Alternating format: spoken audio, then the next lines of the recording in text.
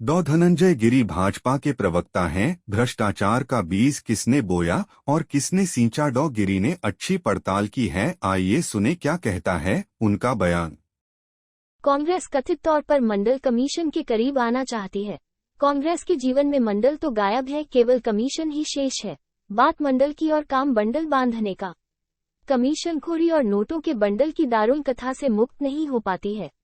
केंद्रीय एजेंसियों की कठोर दबिश के बावजूद पैसों का पहाड़ रोज सामने आता है। कांग्रेस साहूकारों का एक समूह है। यहाँ कितने साहू? रोज इन साहुओं देश तबाह है। आखिर यह पैसा किनका? ये पैसा मेहनतकश मजदूरों और दलित वंचितों का है, आदिवासियों का है। इनकी हकमारी का लूटा धन सामने आ रहा है। पैसा तो यहाँ एक प्रतीक है, मामला प्रवृत्ति का है। आजादी के पहले और आजादी के बाद कांग्रेस ने भ्रष्टाचार को शिष्टाचार बना दिया।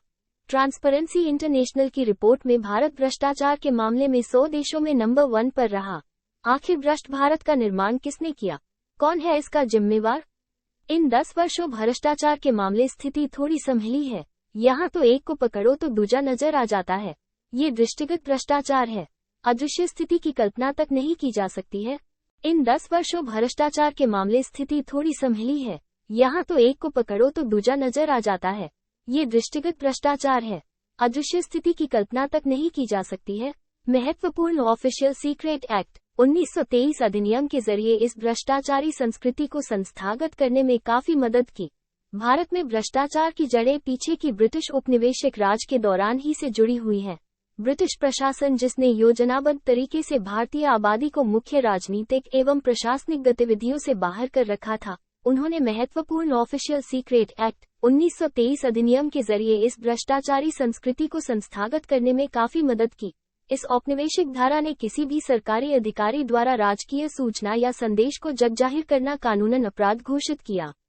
इस कार्यवाही ने स्वतंत्रता प्राप्ति के पश्चात भी इस भ्रष्टाचारी, रिश्वतखोरी की संस्कृति को जीवित बनाए रखने में काफी महत्वपूर्ण भूमिका अदा की है।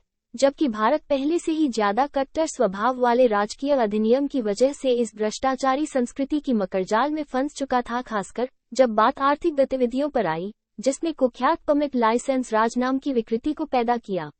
ये परमिट राज, जिसने विदेशी निवेश पर लगाम लगाई और सोशलिस्ट इकोनॉमी के नाम पर लोगों के भीतर बसी प्रतिद्वंद्विता की भावना को दबाने का काम किया, जिसने अंततः रिश्वतखोरी की संस्कृति को बढ़ावा देने और सरकार या किसी व्यापारी वेंडर से सेवा खरीदने के एवज में किराया प्राप्त करने की गतिविधि को प्रोत्साहित किया। इसने हरेक चीजों के लिए एक काला बाजार तैयार किया, जिससे आयातित वस्तुओं की तस्करी एक आम प्रचलन बन गई। विश्व गुरु की पहचान रखने वाले भारत के खिलाफ साजिश गहरी हुई। इस राष्ट्र की अस्मिता के साथ खिलवाड़ शुरू हो गई। ये या तो इनके संज्ञान में था या फिर लापरवाह रही कांग्रेस।